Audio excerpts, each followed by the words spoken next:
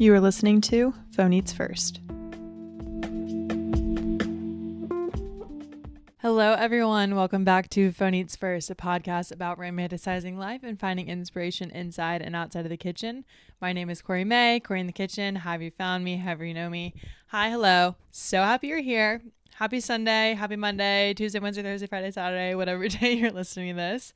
I hope you are just having a lovely day. And if not, hopefully this podcast can kind of help you reset a little bit and kind of find some grounding and inspire you to have a better week or a better day, or just kind of help you know that it's okay to have a bad day sometimes. So all that being said, that was a little deeper than I meant it to be, but whatever. I'm having a great day. So anyway, today we are on episode 49. How insane is that?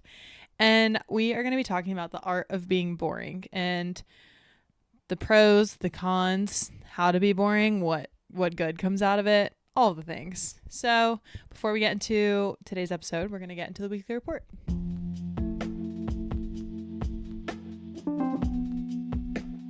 All right, let's get into the weekly report. So our reading, I am still reading The Perfect Marriage by Geneva Rose. I don't know how to say her name.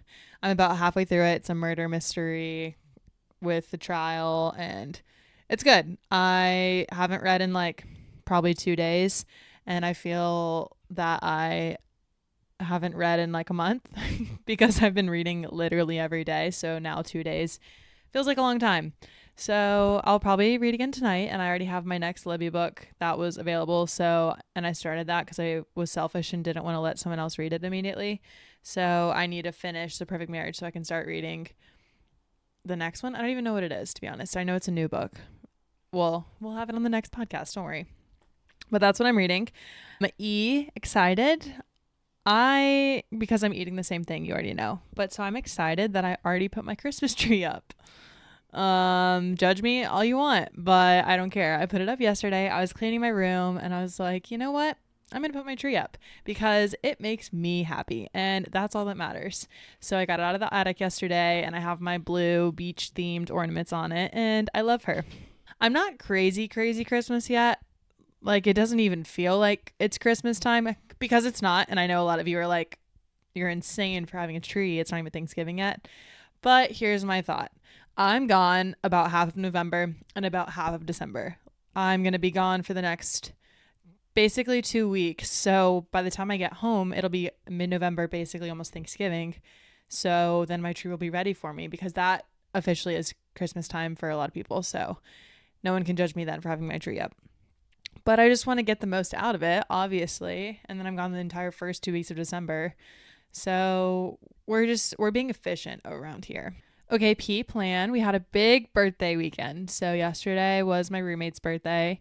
We went to dinner on Friday, and then last night had a little bonfire at our house, which was so cute and wholesome. And I also went to dinner last night for my college friend, Elise. So yeah, it was a birthday weekend. And then today I went on a super long hot girl walk with a new friend. And yeah, this weekend was just for the girls, I guess you could say. And I put up my tree, obviously, so that was exciting.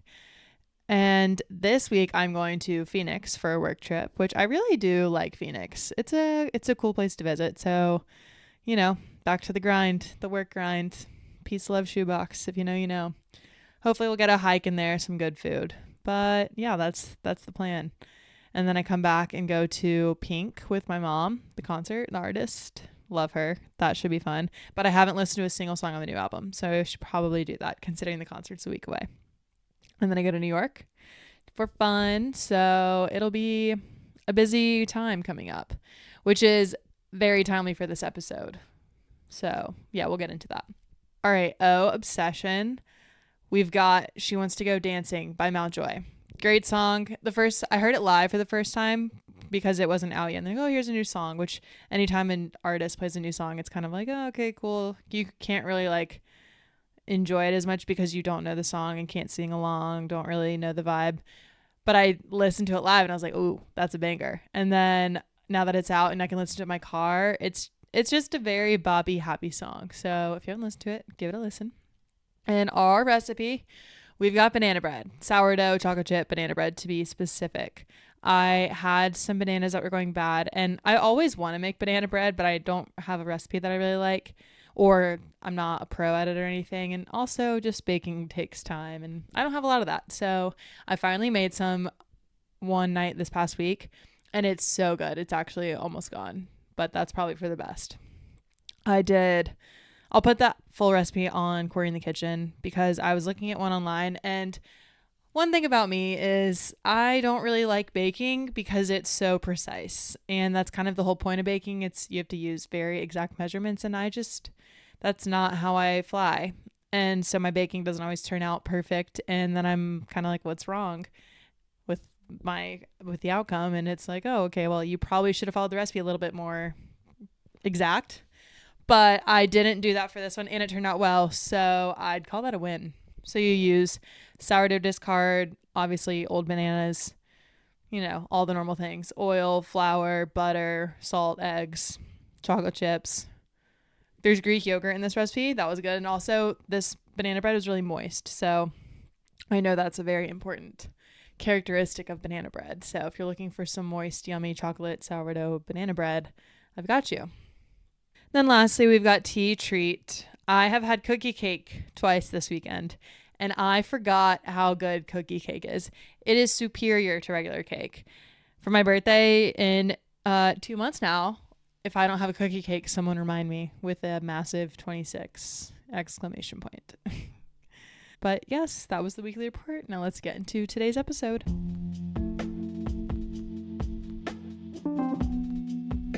Okay, we're back. Let's get boring. Let's get bored. I I don't know. I'm just kidding either way. I've got my lemon ginger probiotic tea. It's pretty gas. Pretty gas. Okay. So, what is today's episode about? Today's episode is the art of being boring. And this is something that I've had in my notes app as a potential topic for quite some time now. And not that I'm feeling called to explain the art of being boring or that I'm super bored right now, but I think this just really resonated with me today because this week someone asked me like, "Oh, how's your week been? What are you up to? Like what do you have going on?" And I was like, "You know what? I've been home. I've gone to yoga. I've had a very normal, very productive work week. I have plans this weekend for like dinners and birthdays and stuff that I talked about.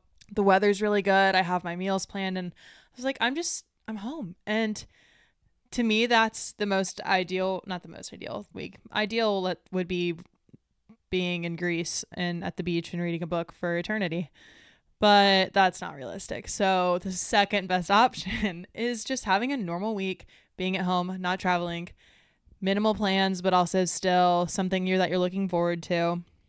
And just stability is what we're going to go with. And to you, that might sound boring and like, okay, and like, what's so great about that? But to me, I love the routine. I love being able to not have the same day over and over, but have my expectations met of how my day is going to be. And when you have something added on or a little twist, it could be a good thing, could be a bad thing, but kind of spices up your day a little. But we're just going to talk about why boring is good for you, even though there's such a negative connotation about being boring and normal and following your routine 24/7. So, what is being bored? All I know is bored is a word I was not allowed to use when I was a little kid. If my brother and I went to our mom and said, we're bored, she would basically give us a spanking or be like, you can't say that you're bored. Like, you need to figure out what to do. And I understand that now. Back then, we were probably like, what the heck? Like, we're telling you we're bored because we want you to make us not bored or give us something to do. But in reality, what she was doing was making us figure something out, like figure it out for yourself of what you want to do or what can fill your time. What is something you would rather be doing right now? And I don't know what we ever actually did when we said we were bored, but I'm still alive. We must have figured something out. So we're going to try and rewire our brains to let boring be a positive thing, a good thing, a healthy thing. Of course, with a mix of spontaneity and adventure and fun and crazy chaotic plans and also just a little bit of chaos, a little bit of mess in your life, because we all know balance is so important. And I have such a, it's off brand for me, but I have such certain categories of my life that are messy, that are chaotic, that are unorganized, while the majority of my life is or seems to be very put together. And I don't know, X, Y, and Z are just where they should be. But I have a million unread text messages. I have my handwriting and my notes and my planner and all of that, like all my handwritten stuff, all of my handwritten notes, planner, all of that. It's kind of organized, but also it's not. I let it be scribbly and a little bit chaotic because I honestly like a little bit of chaos, especially my entire work life is chaotic. So I need that balance, but that's also why I let my overarching home life and routine and day to day be boring, because I need all of this balance. And my brain is also going a million miles an hour all the time, and I can't sit down. I can't watch TV. I can't watch a movie. I can't just sit on the couch and stare at a wall. So my brain is always going, but that's kind of what this whole episode is about. So first we're going to talk about why we need to be boring and why we should all understand the art of being boring. Because, and I didn't necessarily come up with this on my own. I've like seen it on TikTok. I also did a little bit of research, aka Google. But one of the most important things about being boring and being able to be bored is it allows your mind to wander. And so a story that came up a lot, and it was like, this has definitely been exaggerated over the years and over the retellings, but Albert Einstein worked at, I don't know if it was a bank teller or a mail something, but it was a very monotonous, boring, plain Jane job. He obviously could have been doing who knows what, solving the world's problems with science and math and knowledge and everything, but he was doing just a very routine job. And I obviously don't know any details. Who knows what, if it's true, if it's just a story. But they were saying that by him doing this, he was then able to channel a lot of stuff in his mind and come up with, I don't even know what he did. He was able to come up with everything that he did. And this being said, it made a lot of sense to me because like I just said, my brain is always go, go, go, go, go. So when I have things in my day that are just kind of monotonous and boring and routine and expected, my brain is able to just think and go through these conversations in my head and these dialogues, and just whether I'm planning out a meal or a grocery list or a future ski trip or what I'm going to do when I get home from work or my next workout, or even just thinking about like random songs or books or just letting my mind wander. I feel like that is such a healthy thing that needs to happen, and it's not talked about enough.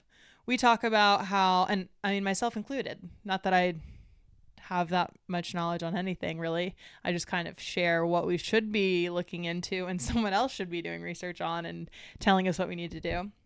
But we talk about how when you're stressed, you need to go work out, and we all can understand and grasp what a workout is, what it feels like, what it's going to do for us, how it's going to look, or how eating a really good meal, what that's going to look like, how it's going to taste, what the impact is on our body. But we never really can understand or grasp or plan for what we need to do with our brain in order for X, Y, and Z to happen. And I know, I mean, this is where, I guess therapy comes in, or mindfulness activities, breath work, stuff like that, just allowing your brain to literally just calm down or boost your creativity, kind of whatever you're looking for. We don't really know. I mean, obviously the brain is an extremely complex thing. And even just using my brain right now to think about the brain is almost giving me a headache. But our brains are so powerful and capable of things that we will literally never know. And so allowing our brains to just do their thing, good things can come from it. So we need to have these monotonous routines and schedules and just mundane tasks that allow our brains to just go. And what comes out of it is going to be so different for every single person. And it'll also differ every single day, every minute. You could be going down a rabbit hole of how to solve world hunger. You could just be thinking about rabbits in holes. I don't know. But long story short, I think this is a very important thing that we kind of need to pay a little bit more attention to, especially because we live in a very stimulating world and environment, every single one of us. There's a million things on screens, a million notifications popping up. Everyone is fighting for our attention in terms of businesses and marketing, in terms of people and phone calls and emails and text messages and Microsoft Teams messages and everything in between. There is just so much going on. And even just among our senses, there's so many different smells and sounds, things to look at, things to process, things to read, and we'll never even scratch the surface of what is out there to comprehend and see and understand. But while all of this is fighting for our attention and overstimulating us, we need to let our brains kind of speak for themselves and be like, whoa, whoa, whoa. So you need to just kind of have that mind body connection and understand what's going on in here so that you can understand what's going on out there versus just letting everything overwhelm you all the time. And that's impossible. We'll never be able to beat the overstimulating world outside unless you live in the mountains on a farm in the middle of nowhere and don't engage with anyone ever. And if you do that, I guess we'll never know because you're not engaging. So anyway, we also live in a world where it's hard to be creative, and creativity has just sat on the back burner of life these days. If you think about it, I think I've mentioned this before on an episode, and I know I mentioned I could maybe even do an entire episode about this and it would be really interesting, but I would want someone else that knows more about it to discuss with. But just the idea of creativity and how, as a child, our entire purpose and day to day is just practicing being creative, because as a kid, that is all you know. And if you think about it now as an adult, it's hard to be creative. No one just throws you in a room with a piece of paper and crayons and says, all right, draw something, whatever you're thinking of. But as a kid, you're drawing dinosaurs at your childhood home with your brother and your sister and your dog, and there's a purple sky and there's a dragon eating something with wings, and I don't know, like a million things going on, and it is totally abstract. Your mind just put that together for you, and as a kid you're able to even put it on paper. Whereas now we're just like, the most creative role I can think of, obviously aside from anyone that is a content creator or an artist, or an artist meaning music, movies, physical art, digital art, whatever it is. Aside from all of that, there's like marketing, I guess. And it's like, okay, well, what can we do to make this look different than what everyone else is doing? And it's like, I don't know. There's just random business ideas that are just thrown out at a table, and some of them really aren't that good. Whoops, I said it. But where'd all of our creativity go? And we need to practice being creative, but there's no time to do that in the world that we live in, unless you have to be creative at work. You're just waking up, you're getting ready for work, then you go to work, you do your work, then you leave work, and then you just have the rest of your day. You feed yourself, you probably move your body, you hang out with your loved ones, and you do it all over again. There's no need to be creative. Whereas when you're a little kid and you are trapped within the walls of your bedroom or your house until your mom or dad or whoever is like, all right, we're going to go do this or that or whatever, you just have your mind and you have your toys, and you are having these inner dialogues with your toys of you're building this world for them. I'm getting really deep into the mind of all this, and I didn't anticipate this at all. But moral of the story is, we really have to try to make a lot of things happen in our brain. And why? Because our brain should be just going all the time. All right, another piece of the art of being boring is the concept of FOMO, the fear of missing out, and then also JOMO, the joy of missing out, and how to find the balance between these two things, because no one likes missing out. No one likes being left out. No one likes missing something and not getting to be a part of the memory or the inside joke or building bonding relationships with people where if you were there, X, Y, and Z would have happened. But we need to transition to the joy of missing out, where you're like, that looks fun. That would have been fun, 10 years ago, a month ago. That would have been fun with a different set of people or in different contexts. But you know what? I'm happy to just let you guys have your fun and just know that you guys were having your fun or that event was fun. And I am so content to just be here, wherever here is. If you're at home, if you're at a different event, if you're on a trip, whatever it is, and just being like okay with the idea that other people are doing their thing. And the best example of this that most people can relate to is just in general, like partying. Seeing people out at a bar, sometimes I'm like, ooh, I really wish I was doing that, or with my friends, or it's a beautiful day. It'd be fun to go to sit at a brewery or something. But then I also see the stuff of people out at nighttime and it's 1:30 a.m. and they're drunk and whatever. And I'm like, oh, that looks fun. But I'm very content to just be like, you know what? I'm glad you guys had your fun. I'm glad I had my fun night, and I'm going to wake up and feel like $1,000,000 tomorrow. And this is not me saying I don't drink and I don't get hungover and I am better than everyone, because I am not. I will still partake in alcohol. Don't worry. I will still have my fair share of stupid things and not feeling great. But just overall, the concept of when I do stay in and know I'm going to feel better, I'm good. I'm chilling. I'm happy. And I'm like, I'm glad. I'm joyful that you guys had your fun. That was me at a certain time, a certain place, maybe a certain time and place in the future as well. But for right now, I'm okay where I am and having that gap and distance. I'm okay with being boring. Okay, next on the list of the art of being boring and what it does for us, it allows us to strengthen and develop our boundaries as well as build patience. Because I think the patience is pretty self-explanatory, because we all can kind of associate boring to being patient, because you're just kind of waiting for the next thing to present itself and to come and to surface into whatever you're just chilling and waiting for.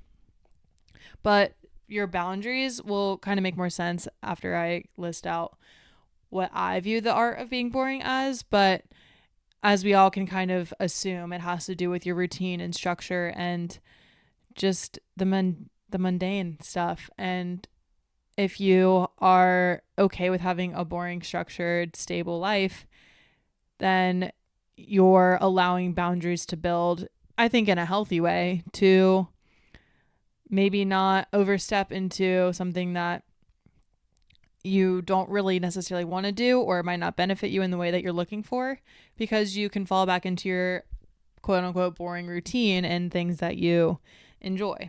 It will also allow you to slow down, de-stress, and have a grounding routine in life that you can always kind of, like I just mentioned, fall back into. For me, this makes the most sense when relating to work, because whether I'm having a really long, really busy day, and like I said, my brain's just go, go, go, go, go, because I do have to use my brain a lot at work.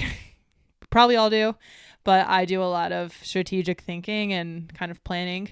And so when I come home, I kind of just need my brain to be like, okay, deep breath, we're okay. Or when I get back from a work trip, I just can't wait to come home, unpack, clean my room, sleep in my own bed, cook my own food, just chill and be home, have time in my bed to read and drink tea and hang out with Callie and just do my normal things, go to yoga, go to work, come home, cook dinner, hang out with my friends, do the normal things.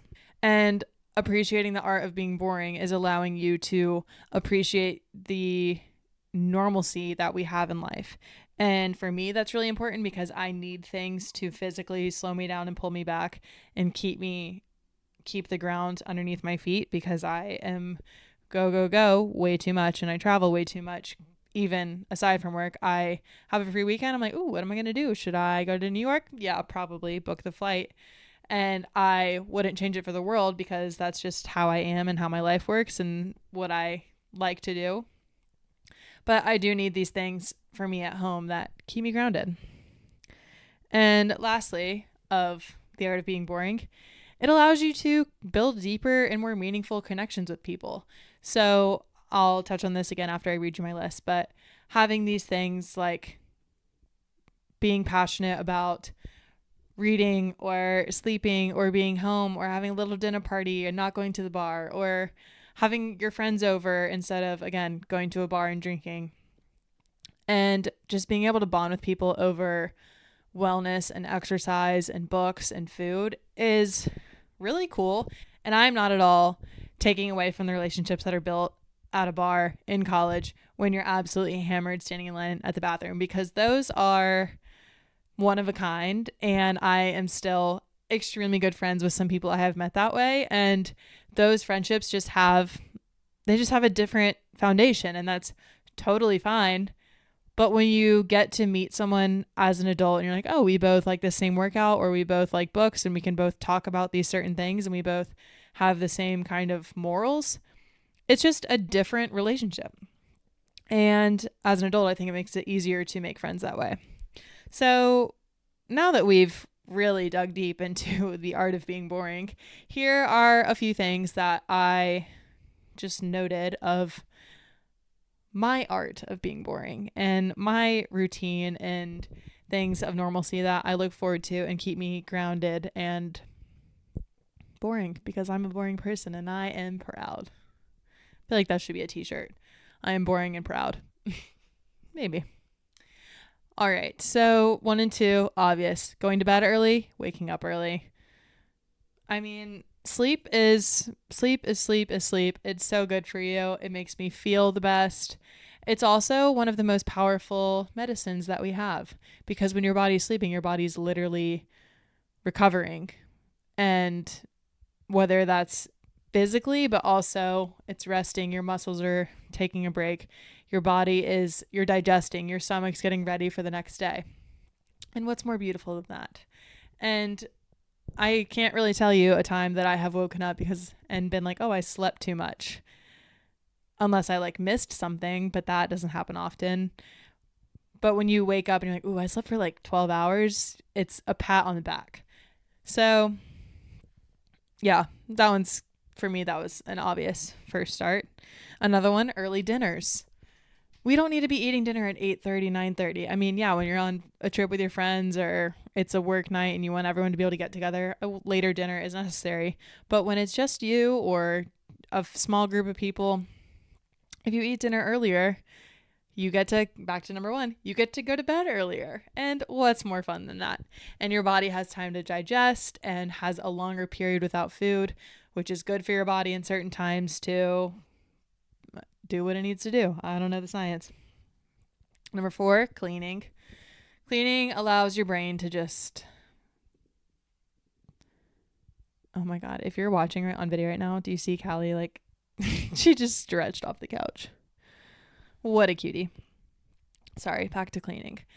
There is a meme, TikTok, whatever, that went around, and it was if your girlfriend or roommate or whoever is cleaning when it doesn't really need to be clean, it's just let her clean. She's not cleaning because she thinks the space is dirty. She's cleaning to clean her mind and relax her mind. And I was like, that is me in a nutshell, because I've said a million times, I can't sit down. I would rather clean the kitchen than sit on the couch and watch TV.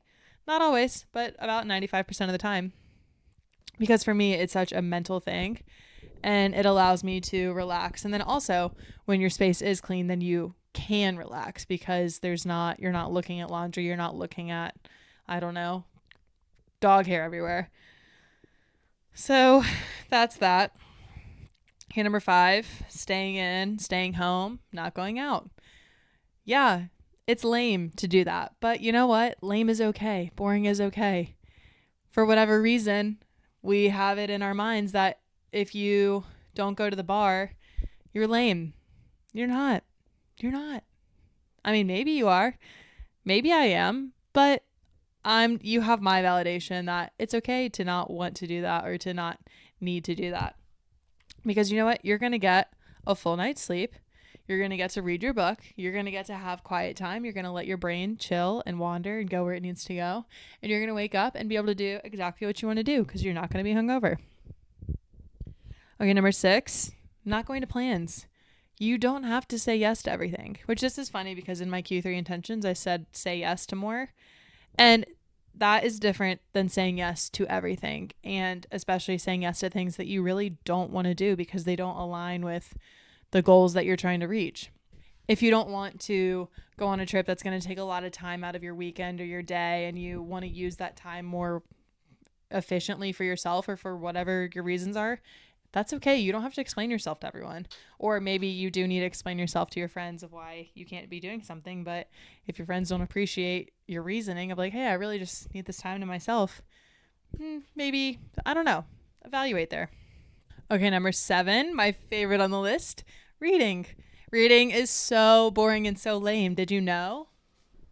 But you know what else? Reading makes you smart. It makes you more interesting. It makes you cooler because you can talk to people about books, which is like talking to people about movies and TV shows. It's literally the same thing, but you did more work to understand it.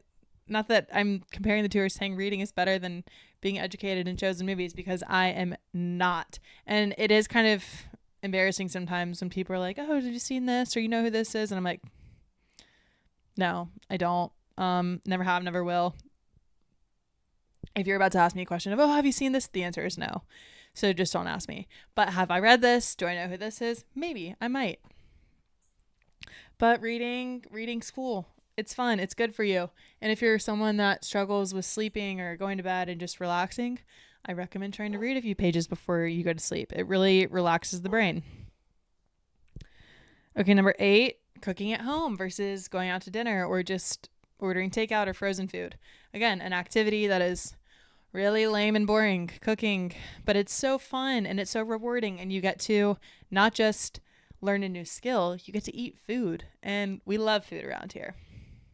Number 9, not drinking alcohol. This one's kind of a very overarching theme of everything here because alcohol is such a massive presence in our lives, and it's the only drug that's, if you're not drinking, it's like, why? What's wrong with you? But if I say, oh yeah, I'm good, I don't want to do cocaine tonight, it's like, that's a normal thing.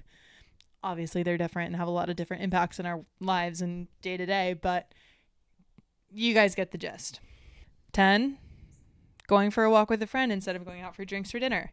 I did this today. There's a new friend in Raleigh that we've been trying to hang out, and it's very easy to be like, hell, I want to go grab a glass of wine. And if you're drinking alcohol, it's easier to have a conversation because I get more social. But also, it's just as okay to go for a walk, go grab a coffee. Not everything needs to be tied to alcohol. And again, is that lame? I don't know. Is it boring? Maybe. But to me, it was so much more rewarding because not only are you getting your exercise, you're getting to talk and get to know someone and build a relationship with someone. 11 on my list is reading because I just love reading so much. I'm accidentally put it on my list twice. Okay, 12, doing things by yourself. Also extremely lame and boring. But I'm kidding. If you haven't caught on by now, I'm being sarcastic. Doing things by yourself. What better way to let your brain wander and think about whatever it wants to think about than just being alone? Go do some chores, go to the grocery store, go out to dinner or lunch by yourself. I can't say that I do that because I'm a little bit scared to do that. But if you do that, I think that's really cool. Go to a bar, get a drink, go get a coffee. Just do things by yourself. I don't know. It's have me time. All right, and lastly, the routine of your day. So you have your morning routine, you have your nighttime routine. Maybe you have a routine from during your lunchtime at work or your Sunday morning or your Saturday afternoon, whatever it is. But doing all of these things repetitively, like waking up at the same time, going to bed at the same time, scheduling workout classes, eating similar foods, all the routines within the day. They allow us to just have these expectations in our days that are meaningful and helpful and, again, boring, but allow ourselves to do all these things that we know are good for us and reach our goals that we want to reach because we have this foundation that we then build the rest of our days on. And last little bit here, when I was doing my very serious scientific research for this episode on Pinterest, I saw this little image that I liked. It said, I'm no longer available for all the things that make me feel like shit. Look, see, it's really cute. It's very cute. Look at it. And I think that is a great way to end this episode, because imagine if you get asked to do something and you just really don't want to go, and you have to think of all these ways to excuse yourself and without looking boring or lame, and be like, oh, I really don't want to go to that party. I don't want to go on this trip or whatever. I don't want to go to brunch and have mimosas on my Sunday because I want to do all these things. I want to stay home and clean my house. And we make up excuses because we don't want to seem boring and lame. But at the end of the day, what if you're just like, actually, you know what? I don't want to feel like shit. I want to feel amazing, and that whatever you're about to do is going to make me feel like shit. So I'm not going to go. Like, what if we were just said that normally? Something to think about. Yeah, I think I've rambled enough this episode. I hope this made a little bit of sense. I don't know. Overall, let's just romanticize being boring and life and fun things that we do by ourselves and just letting our minds wander. Yeah, I don't know. Let me know what you thought about this episode. Were you like, Corey, what are you saying? Does this make sense? Or were you like, oh, preach. That makes sense. I don't know. I hope you guys have enjoyed today's episode and have a great rest of your day whenever you're listening to this. Hope you're having a great week. Have fun plans. Hope the sky is super blue. If you don't already, follow me on Instagram at Corey_in-the-kitchen and TikTok, and then Phony It's First Pod on Instagram and YouTube, and listen along on Spotify, Apple Podcast, and YouTube. And yeah, show me some love. I hope you guys have a great rest of your day. We will talk soon.